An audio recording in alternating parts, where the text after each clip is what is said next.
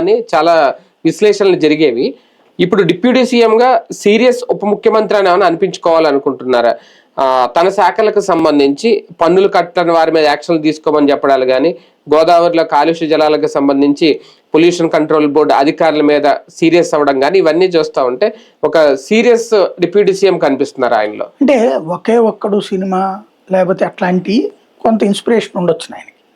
ప్రాక్టికల్గా అమలు కాలేదు అవి గ్రౌండ్ లెవెల్లో.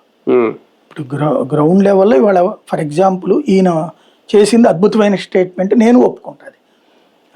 ఏది కాలుష్యానికి మరి అదే కాలుష్యానికి సంబంధించినటువంటి దాంట్లో చంద్రబాబు గారు ఇంటి వెనకాలే తవ్వుతున్నారు కదా ఇసుక. పర్యావరణందే కదా అది, ఎన్జిటి దగ్గరకు పోతుందంటే పర్యావరణమే కదా. ఇంకోటి ఇప్పుడు వాళ్ళ దగ్గర ఎంత ముందు ఉన్నటువంటి బొలిశెట్టి రైజ్ చేస్తున్న పాయింట్ ఏంటి, రాజధాని ప్రాంతం రైజ్ చేస్తున్నారు, అట్లాగే దాని పేరు ఏమంటారు విశాఖపట్నం దీన్ని కూడా రైజ్ చేస్తున్నారు, మన డేటా సెంటర్. మరి దానికి ఏంటి సమాధానం? ఆయన పర్యావరణ శాఖ మంత్రి. అలాగే ఆపలేరు కదా, అడ్డుకోలేరు కదా డేటా సెంటర్. మరి ఇప్పుడు పరిశ్రమ గురించి ఇంకెందుకు మాట్లాడడం? ఒకటి మాట్లాడినప్పుడు 4 చర్చకు వస్తాయి కదా. పుష్కరాలు వస్తున్నాయి, గోదావరి జలాలు అది బానే ఉంది, మంచి పాయింట్. మరి అప్పుడు శాంతం శాశ్వతంగా నాశనం అని కదా వైజాగ్ వెళ్ళి చెప్తోంది. అవును అవును. కాలిఫోర్నియా లాంటి చోట పెద్ద పెద్ద గొడవలు జరుగుతున్నాయి డేటా సెంటర్లకి.